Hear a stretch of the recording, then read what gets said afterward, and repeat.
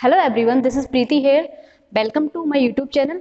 हम पढ़ रहे हैं EE 303, subject code EE 303 and subject है हमारी estimating, costing and design of electrical installation, जिसमें हमने अभी लास्ट लेक्चर में पढ़ा था यूनिट 6 का इंट्रोडक्शन और इसमें यूनिट 6 से कौन कौन से क्वेश्चंस आए थे।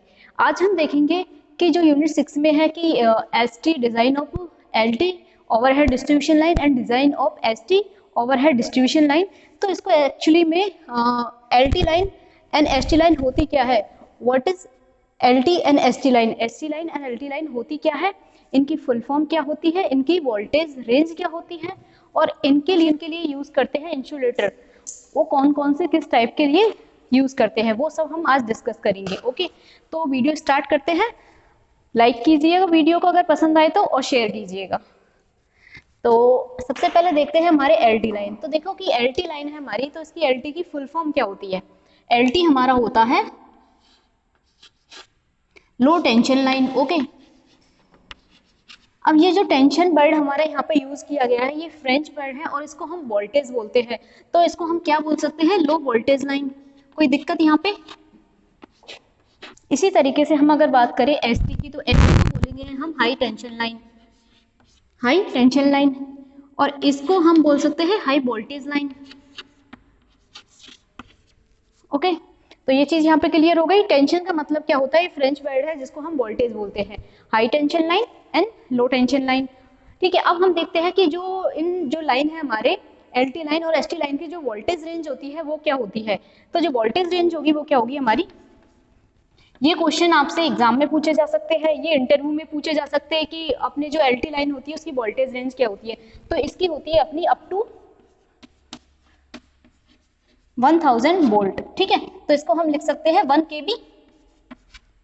ठीक है, 1 kV। और अगर बात करें हम एसटी लाइन की, तो एसटी लाइन की जो वोल्टेज रेंज होती है हमारी वो कितनी होती है, 11 kV से 11 kV से कितने तक होती है, 33 kV तक, 33 kV तक जो वोल्टेज रेंज होती है वो आते हैं हमारे एसटी लाइन में। और 33 kV के बाद जो लाइन हमारी आती है वो आती है ईएसटी लाइन में, एक्स्ट्रा हाई वोल्टेज लाइन में। ठीक है, अब इसके बाद हम देखते हैं कि जो अपनी एलटी लाइन है वो कितने टाइप की होती है। इसको आगे हम डिवाइड किया गया है 2 टाइप्स में। एक तो होती है ये सिंगल फेज, ठीक है, और एक होती है हमारी 3 फेज। जो सिंगल फेज होती है, जैसे आपको पता है सिंगल फेज हमारे घरों में आती है जनरली, और घरों में जो वोल्टेज होता है अपना कितना आता है, 230 वोल्ट। 230 वोल्ट हमारा घरों में सप्लाई आती है।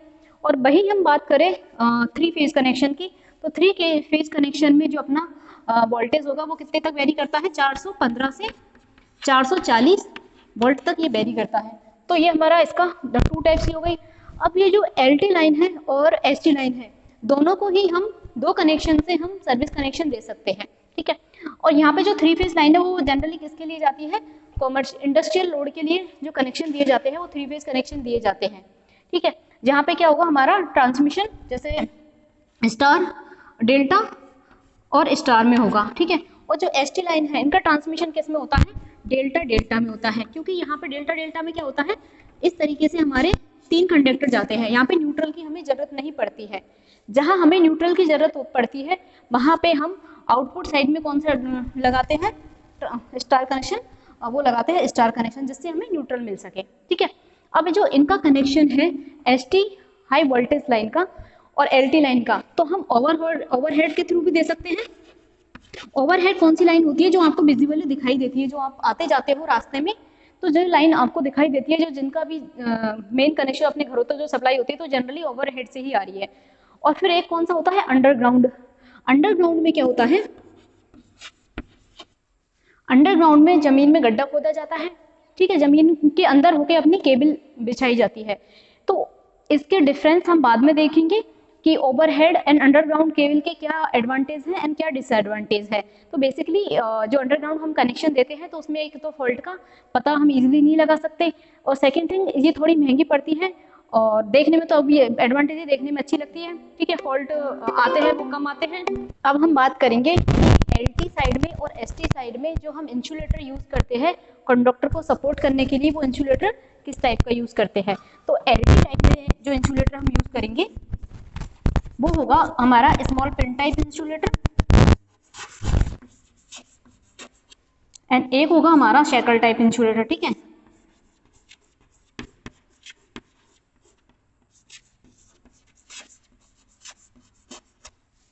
अब नेक्स्ट हम देखते हैं कि इसमें एसटी लाइन में जो इंसुलेटर यूज करते हैं वो कौन सा होता है। इसमें हमारा होता है लॉन्ग पिन इंसुलेटर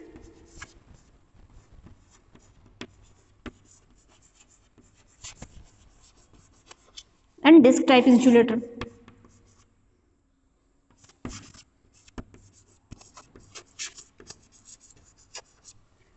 ठीक है, तो इस वीडियो में आपको क्या पता लग गया, एलटी और एसटी लाइन क्या होती है, इनकी वोल्टेज रेंज क्या होती है, ठीक है, ये कितने टाइप्स की होती है एंड इनको किस किस तरीके से हम कनेक्शन दिया जा सकता है एंड इंसुलेटर जो यूज करते हैं इन एलटी ओवरहेड लाइंस में एंड एसटी ओवरहेड लाइंस में वो कौन कौन से इंसुलेटर होते हैं। तो ये चीजें हमारी यहाँ पे सारी क्लियर हो गई है। अब एक चीज और हम देखते हैं कि जो हमारा जो वोल्टेज होता है, ठीक है, तो वो जितना ज्यादा होगा, ठीक है, वो जितना ज्यादा होगा करंट उतनी कम होगी, ठीक है, करंट उतनी कम होगी, तो करंट कम होगी तो क्या होगा, हमारा लॉसेस कम हो जाएंगे, ठीक है, लॉसेस कम हो जाएंगे और कंडक्टर की साइज भी हमें कम लेनी पड़ेगी, ठीक है। तो घरों में हमारा जितना कम हमारा वोल्टेज होगा, करंट हमारी ज्यादा होती है, ठीक है, फिर करंट ज्यादा होगी तो हमारी जो क्या कंडक्टर की साइज भी बढ़ जाएगी, कंडक्टर की साइज भी बढ़ जाएगी हमारी, और हमें क्या होगा हाँ,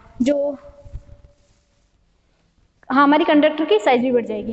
तो आज की वीडियो में हमने ये सब जाना है।